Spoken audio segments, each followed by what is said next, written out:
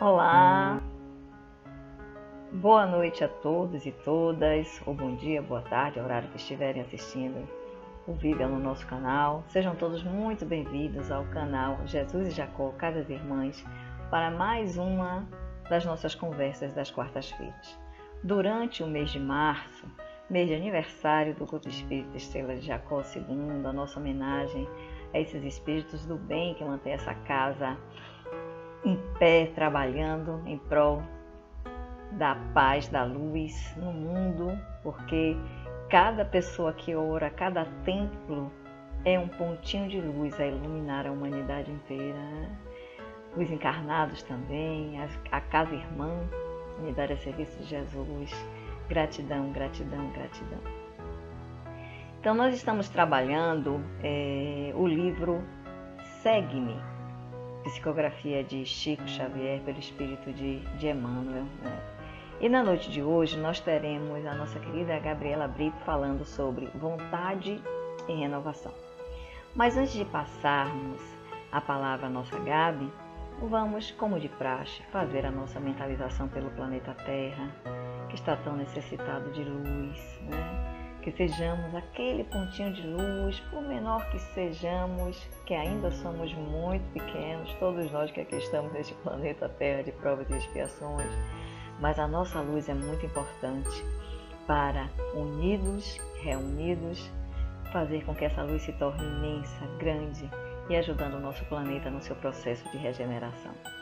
Então, de olhos fechados, vamos pedir ao Pai de Misericórdia que seja conosco, nos envolvendo em muita paz, em muita luz, em muita harmonia, pedindo aos espíritos do bem dessas casas amorosas, Jesus e Jacó, que sejam conosco, visitando os nossos lares, nos abençoando os nossos familiares e nos colocando em paz conosco e para com as pessoas ao nosso redor, para que assim possamos ser sim aquele pontinho de luz que pode vibrar, luz para tudo e todos ao nosso redor. E essa luz se expande e chega até atingir o nosso planeta Terra, no cosmos. Vamos imaginar o nosso planeta em miniatura entre as palmas das nossas mãos, recebendo toda essa nossa vibração luminosa, desejo sincero de paz, não às guerras, não à violência, não às tragédias provocadas pelos homens ou naturais, não às doenças. São tantas coisas que estão aparecendo, surgindo.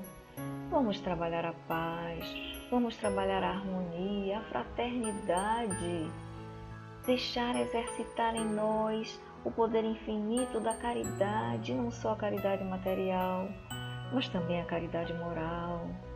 Vamos dar os nossos ouvidos àqueles que necessitam ser escutados e vamos, com o nosso coração pleno de luz, envolver a toda a humanidade sofredora em muita paz, que o manto da Mãe Santíssima nos cubra, que o manto de Jesus, nosso mestre e guia, seja com todo o planeta, seja com toda a humanidade.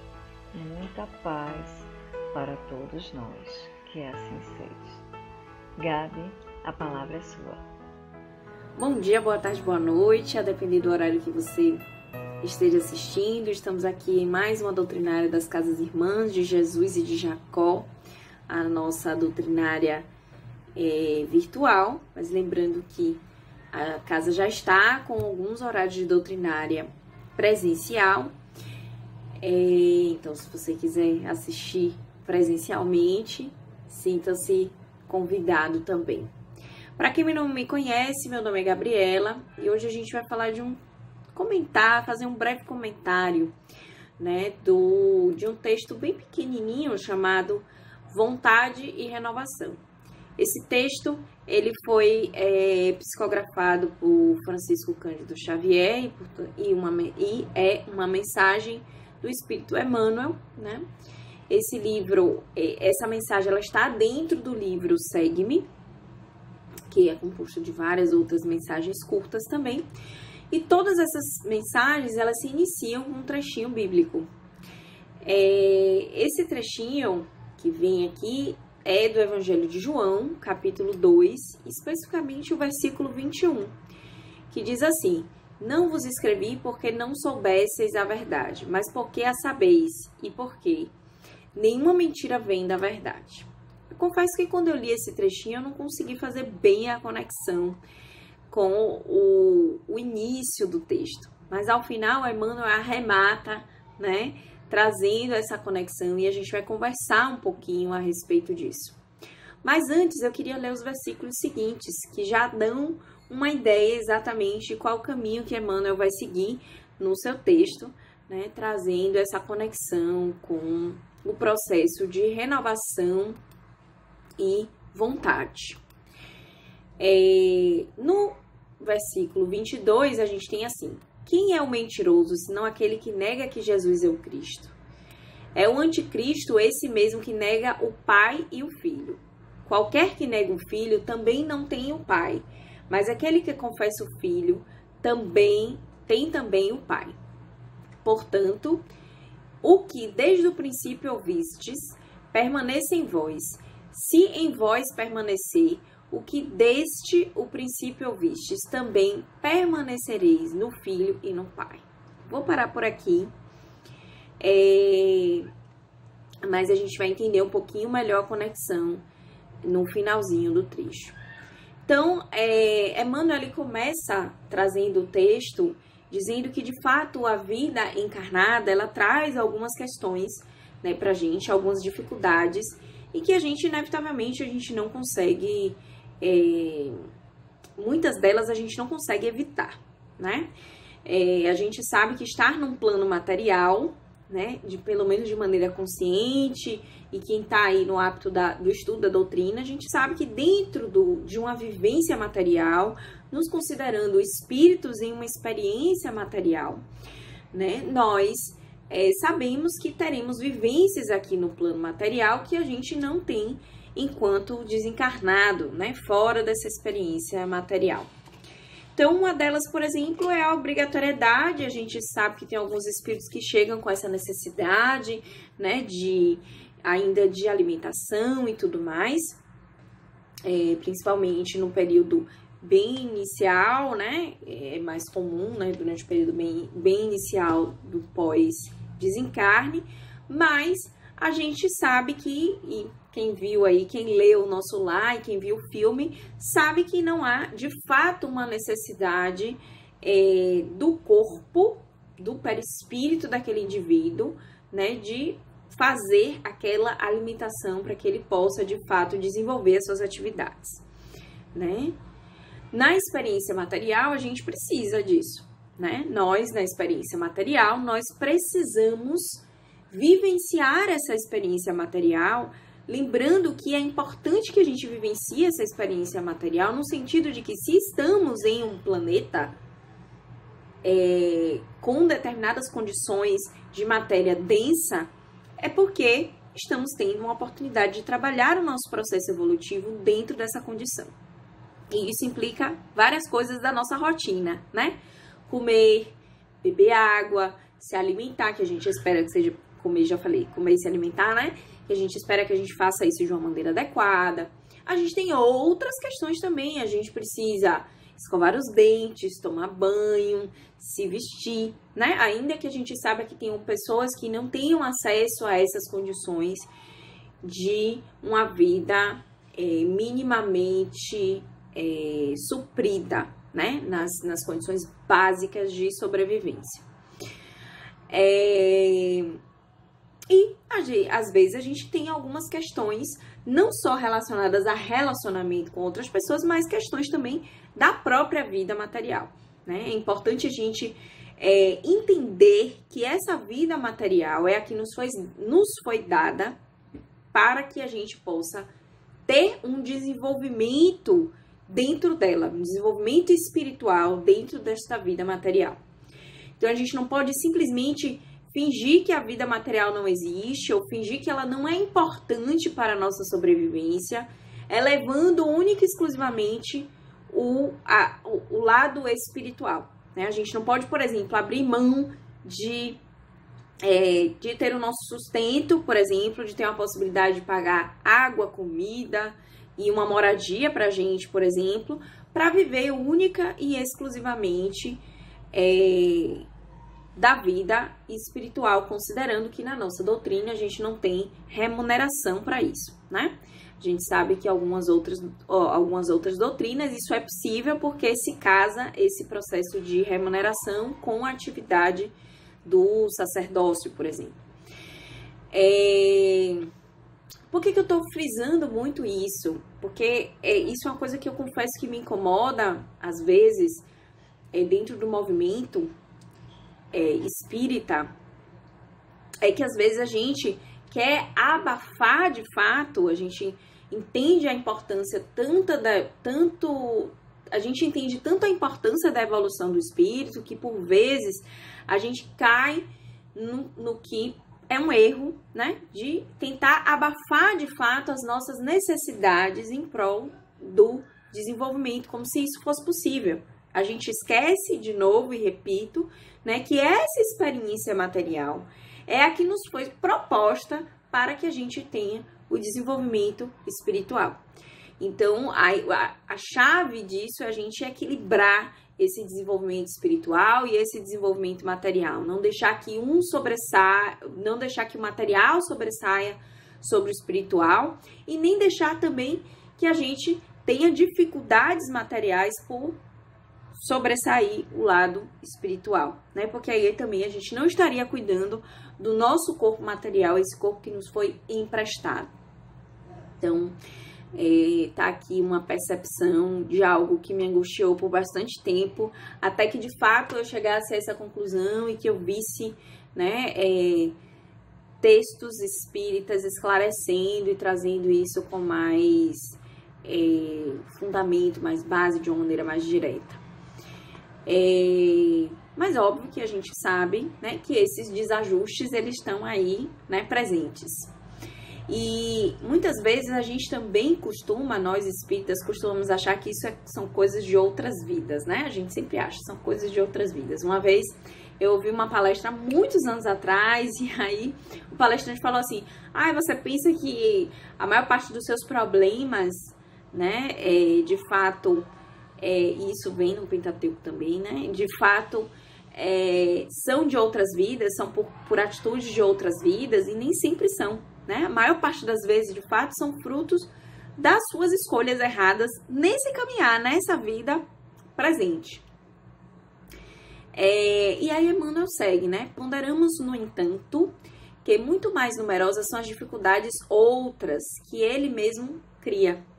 Então, ele propõe justamente essa ideia, né? Que a gente pensa e que, de fato, existem coisas que a gente vive nessa vida que são oriundas de desajustes de outras vidas, mas, muitas vezes, a gente colhe as consequências, né? A gente tem um momento de colheita baseado na nossa vivência atual, né? No que a gente mesmo cria, nos caminhos errados que a gente escolhe, nas escolhas erradas que a gente toma, que também não deixa de ser uma forma de aprendizado, né? Os caminhos errados sempre se propõem a uma possibilidade de renovação, que é inclusive parte do título do trecho, do texto. E aí ele fala: no trato da experiência comum, agravando o acervo dos compromissos menos felizes que carreia para frente na jornada espiritual. Então ele está falando, né, da importância desse momento presente na construção, né? O que a gente fez no passado, a gente não pode hoje mudar, né? O que a gente pode fazer é mudar as nossas ações daqui para frente. Então a gente precisa ter a percepção, né, da importância desse ambiente presente, do momento presente, do ambiente presente, da nossa vivência presente, das nossas ações neste momento, nessa vida presente, para a construção de um futuro melhor. Esse, em consequência de deslizes no pretérito, traz determinadas peças orgânicas em condições delicadas Entretanto, se persiste abusando das próprias forças, de que forma se lhe socorrer à saúde? Então, ele está falando, por exemplo, esses exemplos de que pessoas que já chegam ao mundo, a essa encarnação, a encarnação presente nesse mundo material, com uma alteração física, por exemplo, né? Com uma deficiência, por exemplo, né? Então, ele coloca que isso, sim, e a gente já tem vários textos espíritas falando por isso, né? É uma condição em que aquele espírito precisa para se desenvolver, né? Se ele não viesse nessa condição, talvez ele tivesse a maior possibilidade de tomar mais caminhos errados e se perder no seu processo.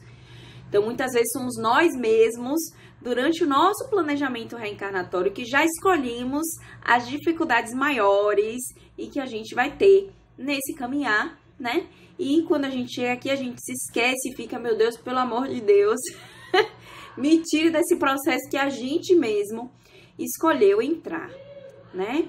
E aí ele diz assim, essa condição, se não é possível de ser mudada, né? Se não é tratável, se não é possível de ser alterada, modificada, o desfecho não pode ser modificado, você ainda tem por dever, né, de cuidar do seu corpo material na condição em que ele esteja, sem abusar da sua saúde, para que você não tenha maiores dificuldades à frente, né? Então, de novo, trazendo a importância da vida no presente para a sua vida no futuro. Outro se revela no dia a dia por uma exagerada agressividade, e por isso mesmo, como subtraí-lo ao perigo, se acalenta declarada inclinação ao desastre. Então, assim, como nós queremos não entrar em processos de confusão, de discórdia, se nós temos um comportamento bastante agressivo, né? Esse é um ponto, por exemplo, que para mim é bastante importante. É bastante importante no meu caminhar, porque eu tenho uma fala, muitas vezes, que eu nem percebo, alteração de entonação, que traz uma inclinação de a dona da verdade, né? De que eu sou a dona da verdade, de que eu sou perfeita, traz um tom, às vezes, de arrogância, coisas que eu não desejo transparecer naquele processo, mas que para quem está me vendo argumentando e arguindo sobre determinada questão, que eu acredito, né, eu acabo deixando parecer isso. Então, isso significa que esse é um ponto que eu, nesta encarnação, preciso observar e preciso trabalhar. Hoje eu já consigo observar, muitas vezes às vezes chego a mensagem, às vezes chego a mandar, escrever, apago e reescrevo, né? Mas eu ainda estou nesse processo de olhar para isso. E olho para trás também, percebo o meu caminhar em relação a isso e percebo, por exemplo, como eu tenho muito mais amigos hoje, como as minhas relações de amizade, elas são mais tranquilas, né? Como muitas vezes eu expunha os meus amigos a situações muito desconfortáveis, com uma conversa muito agressiva, né? Pouco acolhedora. Então, essas são coisas que a gente vai observando se nós tivermos a vontade para entrar nesse processo de renovação, né? Então, tem total relação aí com o título do texto. Muitos anseiam por ternura e calor humano, transformando-se em azedume e incompreensão para os melhores amigos. Ainda essa semana eu estava conversando com minha mãe sobre isso, né? Sobre a gente querer, às vezes, que o outro tenha uma postura diferente, sem que a gente olhe a nossa postura em relação ao outro. A gente quer que o outro seja mais doce, mais carinhoso, mais atencioso com a gente, sendo que a gente não oferta para o outro isso. Muitas vezes a gente oferta agressividade e a gente espera que o outro tenha um retorno diferente, né? E aí, o que a gente pode mudar dessas relações que são complicadas? É a nossa condução. A gente pode apontar, a gente vai inevitavelmente apontar o outro, apesar de não ser o correto, não ser adequado, né? Mas eu ainda sou daquele pensamento de que estamos numa condição ainda humana, ainda não somos espíritos evoluidíssimos, né? Ainda não somos espíritos evoluídos, ainda estamos lá na raspa do tacho, ainda no fundo do tacho, né? E a gente vai escorregar e vai cair, inevitavelmente, em algum momento, em apontar o outro, em julgar o outro, em questionar coisas que não são do nosso direito fazer isso, né? Cabe a gente observar e tentar não fazer diferente, e tentar fazer diferente mais à frente. Mas o ideal é sempre a gente olhar pra gente primeiro. Quando a gente observa alguma coisa no outro, muitas vezes a gente tá vendo ou o nosso espelho, né? Ou a gente está vendo a consequência da nossa atitude. Então, quando a gente conversa com o outro e a gente vê que o outro ele não está disposto a esse processo de agregar, de ouvir, né? De integrar, de conseguir modificar essa relação ali num trabalho de parceria em conjunto, e ainda assim a gente precisa conviver com aquela pessoa, né? A gente precisa começar a trabalhar o nosso íntimo, né? Dando ao outro o direito de ser quem ele quer ser, quem ele deseja ser, né? Mas dando direito a gente, tendo como dever pra gente, né? Se tornar alguém melhor. Então, a paz dentro de uma relação com duas ou mais pessoas, muitas vezes ela começa de uma atitude nossa, né? Então, muitas vezes a gente quer a paz e a felicidade, todavia a gente não leva isso pro outro, né? A gente chega com agressão e a gente quer uma resposta diferente. Ou às vezes a gente está muito acostumado com o outro a fazer sempre o movimento que a gente descansa e acha que a gente não tem que fazer o movimento, né? Então, isso é um ponto muito grande. Lembrando que o Evangelho traz a importância da gente se conhecer, da gente estudar e estudar-se, da gente se estudar, né? Da gente entender quem nós somos, para a gente diferenciar o que é nosso e o que é do outro. E a gente só aprende a fazer isso quando a gente olha as nossas sombras. As tão temidas sombras. Quando a gente diz eu estou assim, né? Porque eu sou Gabriela, mas não posso usar eu nasci assim, eu cresci assim, vou ser sempre assim. Apesar do meu nome ter sido colocado em analogia a Gabriela de Jorge Amado, não posso usar essa frase, né? Mas entendendo, né, em que a gente precisa fazer esse movimento interno, que esse movimento interno é o que de fato faz mudar o nosso mundo exterior, né? É que faz com que a gente tenha um futuro melhor, é que faz com que a gente tenha uma próxima vida mais leve, por exemplo, né? E que faz com que a gente tenha relações mais tranquilas, né? Então, óbvio que a gente está aqui para complementar. Já falei sobre isso em outros momentos. Nós somos seres sociáveis, estamos aqui para complementar, estamos aqui para agregar no processo evolutivo do outro, o outro agregar no nosso processo evolutivo e a gente agregar no processo evolutivo do nosso planeta, da nossa galáxia, assim, pela frente. Mas, às vezes, o outro, ele não enxerga da mesma forma que você. Às vezes, o que você enxerga não é o que, de fato, é real, né? Às vezes, o que você enxerga é real, mas o outro não está pronto para enxergar aquilo. Então, a gente tem 1000 possibilidades de mundos de cacholas internas ocorrendo aí, né? Que não nos permitem, hoje,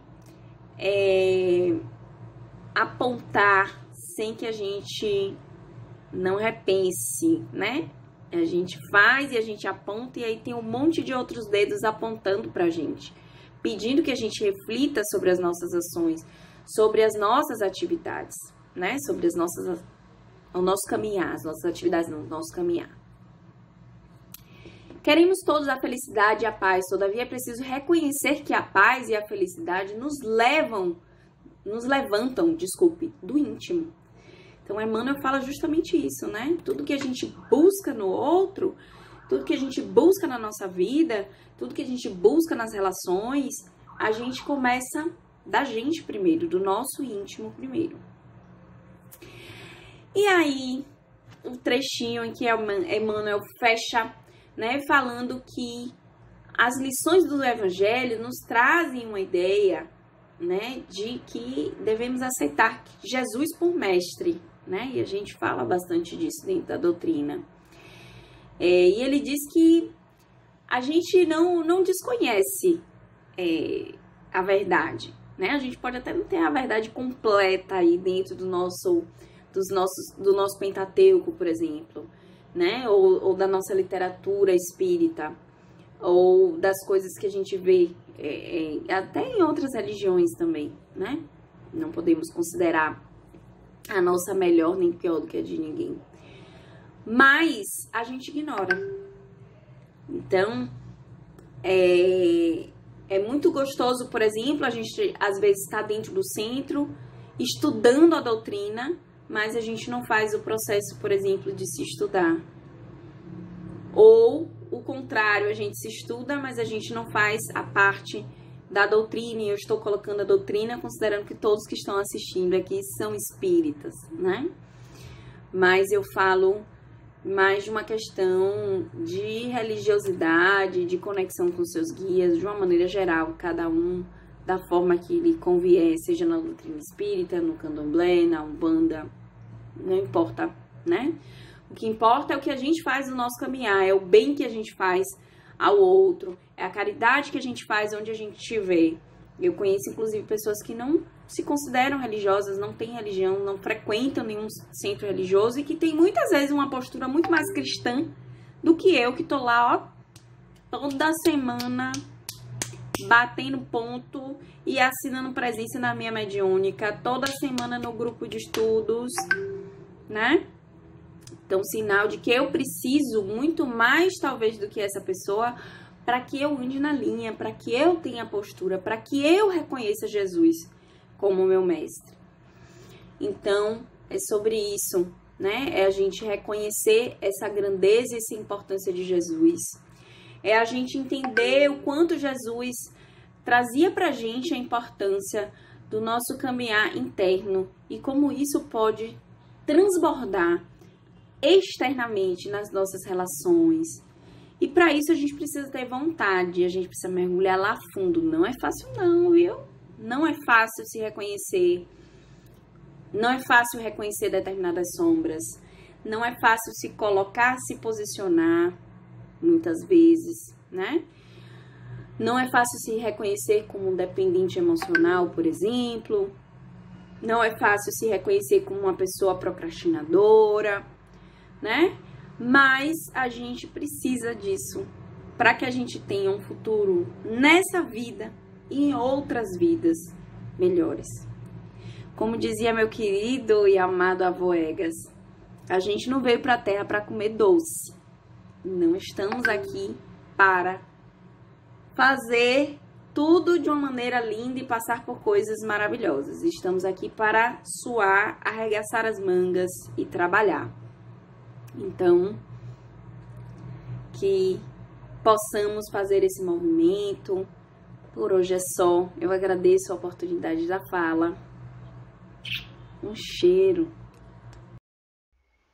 Bom, gratidão, Gabi, pelas reflexões.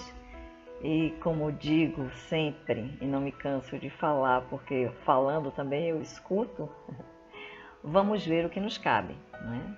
E vamos cuidar de nós a cada dia para que saiamos daqui dessa encarnação um pouquinho melhor do que o que aqui chegamos. Então, muita paz, muita luz para todos nós.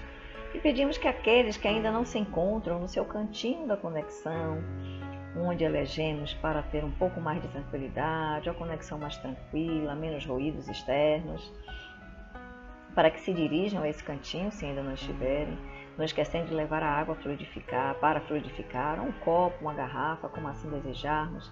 Aqueles que estão em tratamento de medicina espiritual, se possível for, dirijam-se aos seus quartos, deitem-se em suas camas e façam um atendimento espiritual deitados.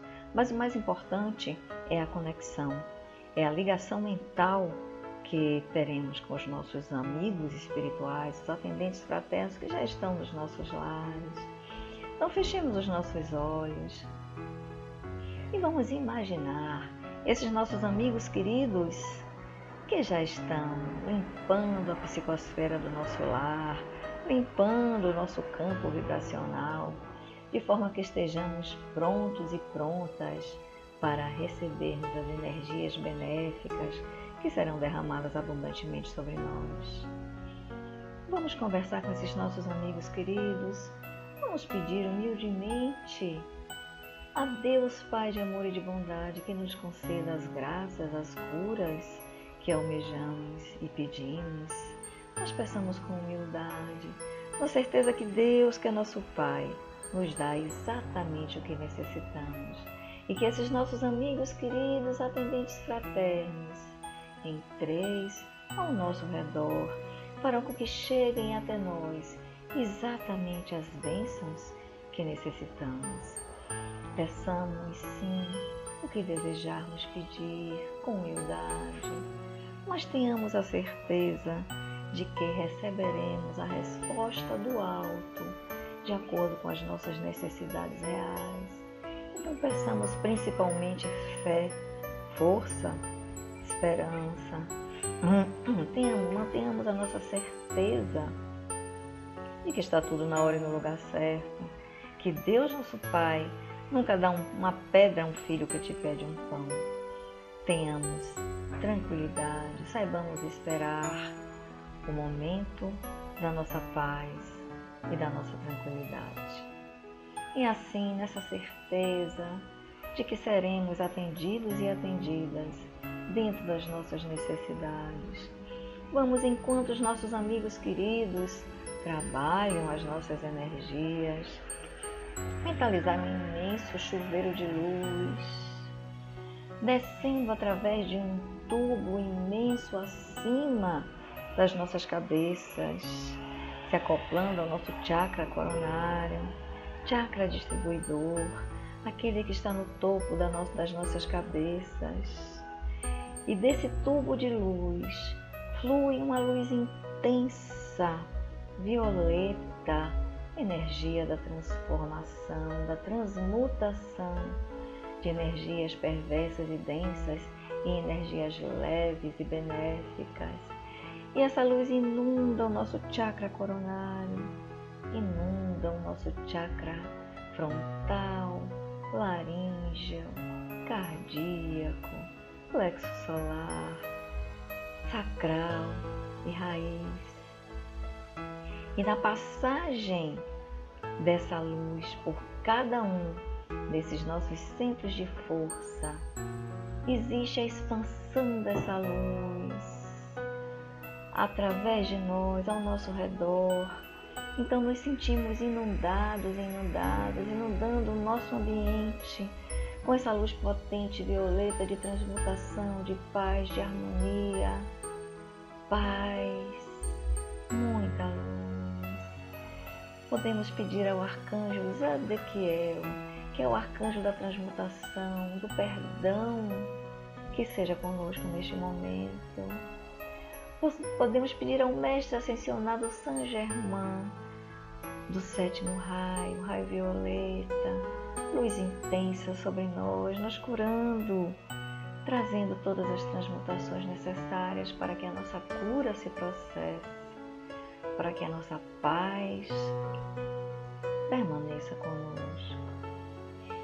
E nos sentindo inundados e inundadas dessa luz intensa, forte, brilhante, violeta, vamos enxergá-la envolvendo também a todos que estão ao nosso lado, ao nosso redor, transmutando e transformando tudo que precisa ser transmutado e transformado para que os nossos lares sejam redutos de paz, luz e harmonia. Que Deus seja conosco. A nossa imensa gratidão a esses nossos atendentes fraternos que derramaram sobre nós todas as bênçãos que necessitamos. E em agradecimento, vamos visualizar todos os nossos familiares, parentes, amigos, todos aqueles a quem desejamos abençoar, envolvidos na luz violeta da transmutação, da paz, do perdão, do amor e da harmonia. Que Deus seja conosco, agora e sempre. Muita paz, que assim seja. E que o círculo branco da paz e da harmonia se feche e se expanda através de nós, e que a luz de Jesus e de Maria nos envolva, nos ampare e nos acalme, nos trazendo dias de paz, tranquilidade, muito amor ao nosso redor. Luz, luz para toda a humanidade. Que assim seja. Uma boa noite a todos. Fiquemos com Deus e até a próxima quarta-feira. Lembrando que amanhã temos Momentos Gotas de Luz. E no domingo, quinta-feira, Gotas de Luz, às 19 horas, no canal, via Zoom, né, YouTube Zoom. E no sábado, doutrinária presencial, na Unidade Bonfim, a sede lá do Estrela de Jacó II, às 16 horas. E no domingo, no nosso canal, o encontro com Nossa Senhora. Muita paz. Fiquemos com Deus.